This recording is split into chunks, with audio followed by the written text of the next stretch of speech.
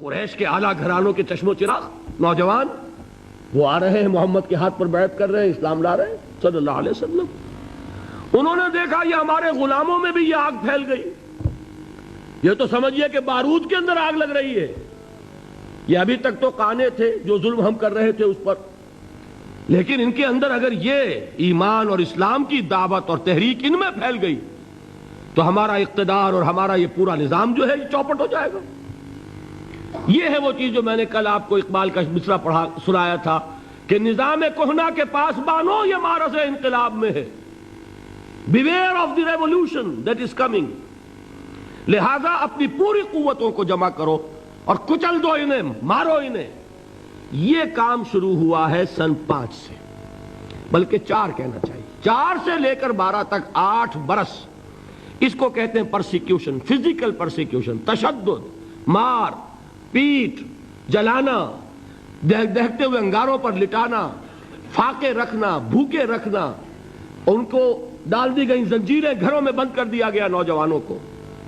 حضرت عثمان کو چچا نے ان کے ایک چٹائی کے اندر لپیٹا اور دھونی دے دی، دم گھٹ رہا ہے، جان نکل رہی ہے۔ حضرت مصعب بن عمیر رضی اللہ تعالی عنہ، وہ نوجوان 200 درہم کا جوڑا ان کا سل کر آتا تھا شام سے تیار ہو کر، لباس معطر ہوتا تھا، جدھر سے نکل گیا پوری گلی جو ہے وہ معطر ہو گئی، انگلیاں اٹھ رہی ہیں، وہ جا رہا ہے مصعب، یہ خوشبو اس کی ہے۔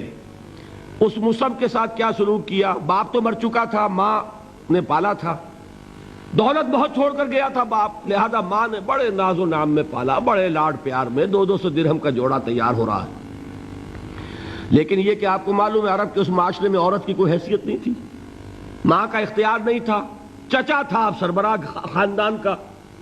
چچا نے کہا مصعب اگر تم نے اپنے باپ کا دین چھوڑ دیا ہے تو باپ کی دولت پر بھی تمہارا کوئی حق نہیں ہے، نکل جاؤ گھر سے۔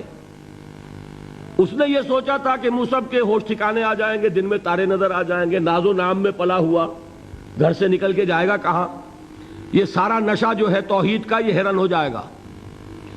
حضرت مصعب کا جواب بالکل برعکس تھا، اچھا ٹھیک ہے چچا جان، میں گھر چھوڑتا ہوں۔ وہی بات جو کبھی کہی تھی ابراہیم نے، باپ نے کیا کہا تھا؟ واجرنی ملیہ، جاؤ چلے جاؤ، دفع ہو جاؤ میری نگاہوں سے۔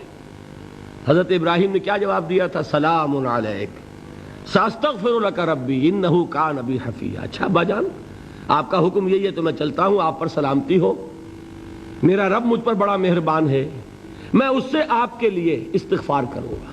جلدی یہی جو ہے حضرت ابراہیمی کی نسل ہے نا قریش۔ آج ابراہیم کے ایک بیٹے کے ساتھ وہی معاملہ ہو رہا ہے، مصعب کے ساتھ، اور مصعب چلنے کے لیے تیار ہو گئے۔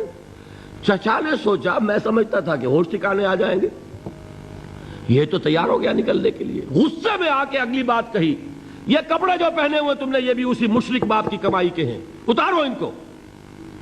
وہیں کپڑے اتارے، مادر زاد برہنہ گھر سے نکالے گئے، ماں کے پاس پہنچے، ماں نے آنکھوں پر ہاتھ رکھے۔ مصعب کیا ہوا کہ ماں سے کہتے ہیں کہ ماں میں موحد ہو گیا ہوں، اور وہاں سے گئے پھر حضور کی خدمت میں، کپڑے کہیں سے مانگے ہوں گے۔